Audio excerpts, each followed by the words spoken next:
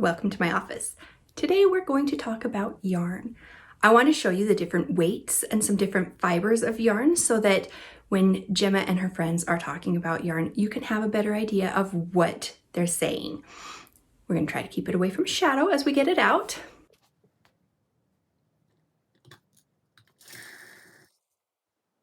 It turns out my stash is a little bit depleted. So let's go to the yarn store.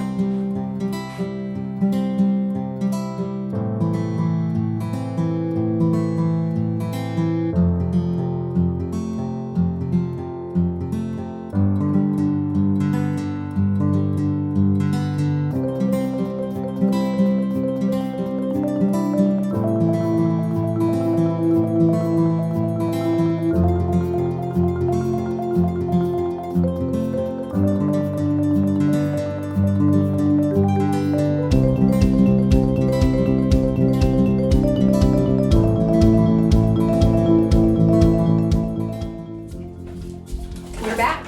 Let's see what we got. I'm going to show you some different weights so you can get an idea. This one is super fine. It's really, really thin, and you're going to need really narrow needles to knit with it, or a small hook for crochet. Next up is fingering weight, and this is what you use generally when you are making socks. They make really nice shawls and wraps as well. Then we have this lovely yarn, which is sport weight / DK. DK stands for double knit, and they aren't usually grouped together, but they are very, very close in weight.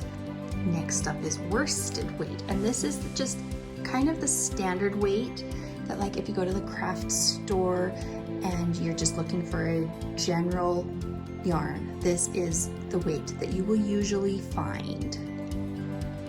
This is one of my favorite weights. This is Aran weight. It's a little bit thicker than worsted, and it just works up so soft and squishy that I can't keep from loving it.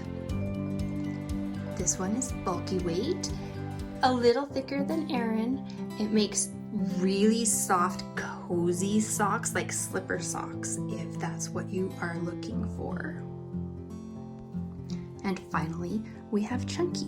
You'll see this is almost as big around as my smallest finger.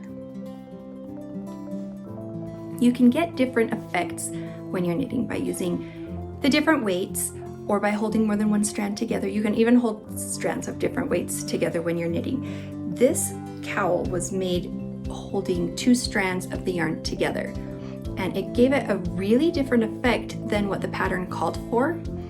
I was just too lazy to wait to go to the yarn store to buy the appropriate weight when I was making this, and it turned out really, really nice.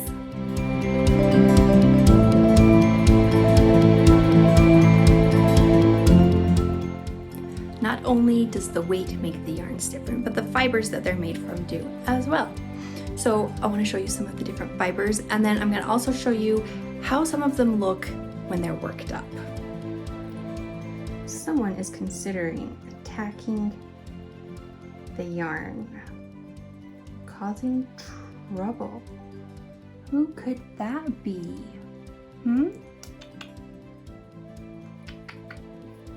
Yarn can be made from a lot of different fibers.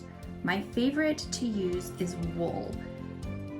I like that it holds its shape, the fibers kind of stick together, and it forms a memory. So after it's been washed, it can go back into the shape it's meant to be.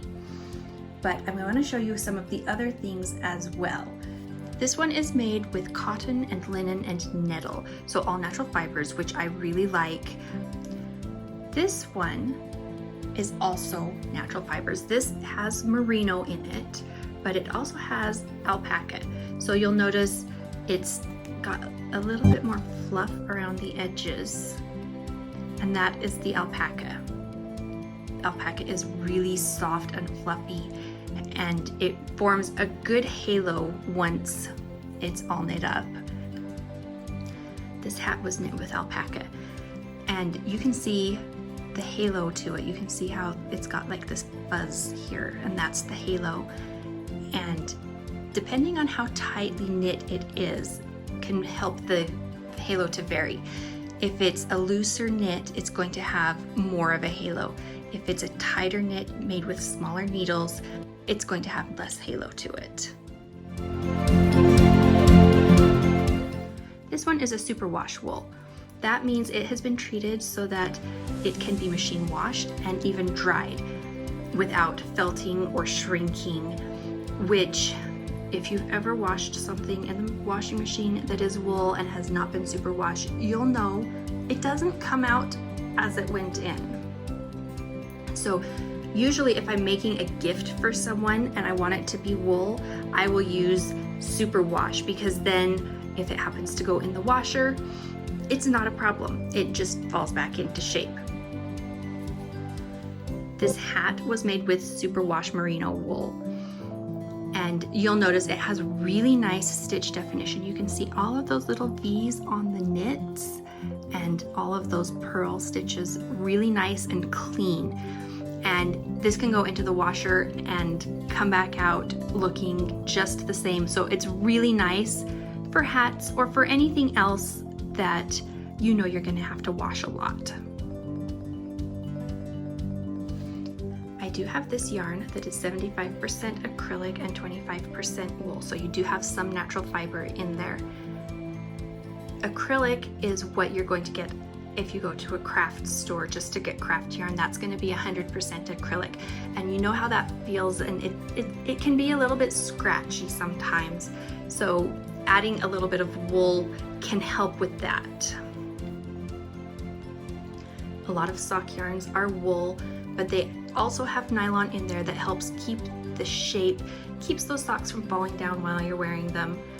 And some of them will also have silk in there for strength, help keep it from wearing through as fast. Silk is a very, very strong fiber, so it's really a great thing to have in sock yarn. I have a sweater here that is made with silky wool, and you'll notice it has a really nice drape. I'm gonna get just, it has some really great movement to it just from the weight of the yarn and the fact that it has silk in with the wool. This was made with a DK weight. I hope you had a good time on our yarn tour today. I'm gonna leave you here so I can go cast on my next project with some of the yarn we bought today. Thanks so much for joining me.